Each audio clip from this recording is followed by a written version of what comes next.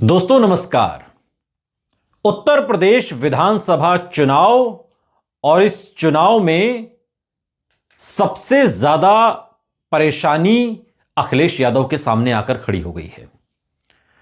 अखिलेश यादव के सामने परेशानी इस लिहाज से खड़ी हो गई है 2027 के विधानसभा चुनाव के मद्देनजर कि जो छोटे छोटे दल हैं, उन छोटे छोटे दलों को जब तक अखिलेश यादव अपने पाले में नहीं कर लेते तब तक यह परेशानी बनी रहेगी। और एक सवाल पश्चिमी उत्तर प्रदेश की 108 विधानसभा सीटों से उठकर खड़ा हुआ है। असर तो हालांकि पूरे प्रदेश में है, थोड़े थोड़े स्तर पर ही सही। बिल्कुल सही पहचाना आपने, हम बात कर रहे हैं चंद्रशेखर आजाद की। चंद्रशेखर आजाद अखिलेश यादव के लिए पश्चिमी उत्तर प्रदेश में ज्यादा बड़ी चुनौती है या फिर मायावती अखिलेश के लिए ज्यादा बड़ी चुनौती है? मायावती को तो अखिलेश यादव अपने साथ लेने से रहे, तो क्या चंद्रशेखर आजाद के लिए कुछ गुंजाइश बची हुई है जिससे कि जयंत चौधरी का जो खालीपन है पिछले विधानसभा चुनाव से इस बार के विधानसभा चुनाव में उसे भरा जा सके? क्योंकि पिछले काफी समय से समाजवादी पार्टी ने पश्चिमी उत्तर प्रदेश के कई जिलों की समीक्षा बैठकों को लगातार बढ़ा दिया है।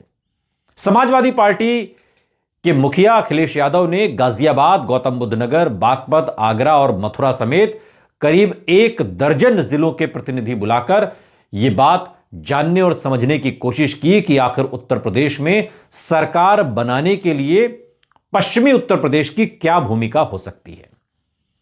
पश्चिमी उत्तर प्रदेश में कुल 108 से ज्यादा विधानसभा सीटें आती हैं।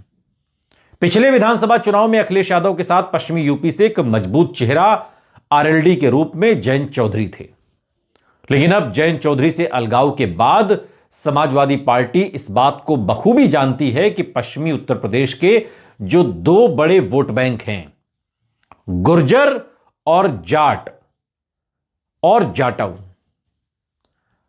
गुर्जर, जाट और जाटव, इनमें से किन्हीं 2 को तो अपने साथ येन केन प्रकारेण कैसे भी करके रखना होगा।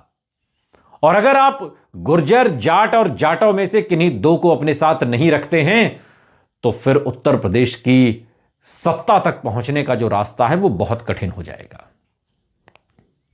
अब कम से कम 2 बिरादरी पर, उनके वोट बैंक पर जोर आजमाइश तगड़ी करनी होगी। यह बात समाजवादी पार्टी और अखिलेश यादव समझ रहे हैं। और शायद यही वजह है कि समाजवादी पार्टी के राष्ट्रीय अध्यक्ष अखिलेश यादव लगातार समाजवादी पार्टी के दफ्तर में गुप्त रूप से लगातार ये बैठकों का बैक टू बैक दौर जारी है। पश्चिमी यूपी के जो नेता हैं उनके साथ गहन समीक्षा अखिलेश यादव भी कर रहे हैं। अब वैसे तो उत्तर प्रदेश बहुत बड़ा है, 403 विधानसभा सीटें हैं, लेकिन समाजवादी पार्टी के राष्ट्रीय अध्यक्ष अखिलेश यादव इन दिनों जो सबसे ज्यादा उधेड़बुन में हैं वो पश्चिमी यूपी की 108 से ज्यादा विधानसभा सीटों के समीकरण को लेकर। अखिलेश यादव को लगता है कि पूर्वांचल की जमीन उनके पक्ष में है। 2017 को देखें और उसके बाद 2022 का विधानसभा चुनाव अगर आप देखें और 2022 के बाद अगर आप 2024 के लोकसभा चुनाव को देखें तो साल दर साल, चुनाव दर चुनाव लगातार बीजेपी की जमीन पूर्वांचल में कमजोर हुई है। और यही वजह है कि अखिलेश यादव को लगता है कि पूर्वांचल की जमीन उनके पक्ष में है, जबकि मध्य उत्तर प्रदेश को वो अपने तरीके से संभाल लेंगे। लेकिन पश्चिमी उत्तर प्रदेश का जो डेटा है वो गड़बड़ है। गड़बड़ क्यों है? गड़बड़ इस लिहाज से है कि पश्चिमी उत्तर प्रदेश दलित, मुस्लिम बाहुल्य सीटें यहां पर हैं। 108 से ज्यादा विधानसभा सीटें हैं जिनमें जाटव और मुस्लिम डिसाइडिंग फैक्टर हैं। मुसलमान अगर मान लें कि अखिलेश यादव के साथ हैं, हालांकि उसमें भी असदुद्दीन ओवैसी सेंध लगाने की पूरी तैयारी में है, लेकिन थोड़ी देर के लिए असदुद्दीन ओवैसी को फ्रेम से अगर बाहर करें तो यह मान लें कि पश्चिमी यूपी का मुसलमान अखिलेश यादव के साथ है। लेकिन सिर्फ मुसलमानों के भरोसे यह जंग नहीं जीती जा सकती। पश्चिमी यूपी में अगर अखिलेश यादव को करिश्मा करके दिखाना है तो फिर 2 जातियों को और साथ लेना होगा।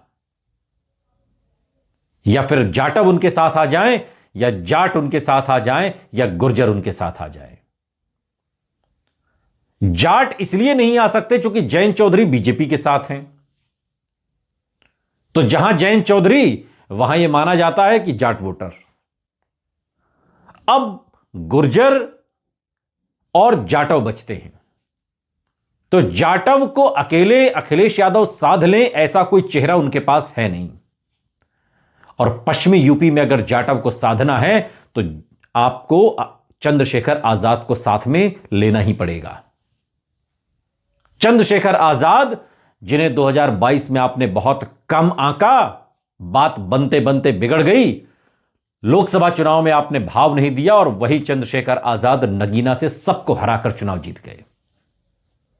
अखिलेश यादव ये समझ रहे हैं चंद्रशेखर आजाद की ताकत को कि पश्चिमी यूपी में अगर जाटव को साधना है तो चंद्रशेखर आजाद को अपने साथ लेना होगा। जयंत चौधरी अब चूंकि साथ में नहीं है, जयंत चौधरी और उनकी पार्टी लगातार यह दावा कर रही है कि जाट वोटर उनके साथ रहा है और यह बात सच भी है। पश्चिमी उत्तर प्रदेश में राष्ट्रीय लोकदल का एक अपना अलग अस्तित्व है और राष्ट्रीय लोकदल लगातार अपनी उपस्थिति दर्ज कराता रहा है। और ऐसे में समाजवादी पार्टी के पास पश्चिमी उत्तर प्रदेश में मुसलमान एक बड़ा वोट बैंक पहले से मौजूद है, लेकिन उसके साथ अगर एक और जाति जुड़ जाए तो समाजवादी पार्टी के लिए ज्यादा बेहतर होगा। सिर्फ मुसलमानों के भरोसे यह समीकरण बनेगा नहीं। और सारे समीकरण को देखते हुए अखिलेश यादव ने गुर्जर बिरादरी के वोट को भी अपनी तरफ करने की कवायद शुरू की है। शायद यही वजह है कि अखिलेश यादव लगातार पिछले कुछ महीनों से ये सारी बैठकें कर रहे हैं जो पश्चिमी उत्तर प्रदेश से जुड़ी हुई हैं। और यही नहीं, पश्चिमी उत्तर प्रदेश के कई सारे युवा और नौजवान नेताओं को अखिलेश यादव ने अपने साथ मंच पर बैठाया और इशारा भी किया कि उनको पार्टी 2027 का टिकट भी देगी। यानी कि जाटव और गुर्जर समाज से समाजवादी पार्टी टिकट वितरण में इनका खास ख्याल रखेगी। कुल मिलाकर अखिलेश यादव दो फॉर्मूले पर चल रहे हैं। पहला फॉर्मूला है जाट वोट से होने वाले नुकसान की भरपाई और दूसरा है नौजवानों को ज्यादा से ज्यादा प्रतिनिधित्व देने की कोशिश की जाए। सियासत अपने आप में कई रंग लिए हुए होती है, आप जानते हैं। समाजवादी पार्टी पश्चिमी उत्तर प्रदेश में लगातार जो समीक्षा बैठकें कर रही है उसके माध्यम से इस बात का संदेश देने की कोशिश है कि जब चुनाव की शुरुआत होगी तो वोटिंग सबसे पहले पश्चिमी उत्तर प्रदेश से शुरू होगी। और अगर वहां से समाजवादी पार्टी को लीड मिलती है तो 2027 का चुनाव उनके लिए ज्यादा सुखद होगा। लेकिन पश्चिमी उत्तर प्रदेश की जंग इतनी आसान नहीं है। 108 विधानसभा से ज्यादा सीटें पश्चिमी उत्तर प्रदेश में हैं और अभी मायावती का भी एक फैक्टर है।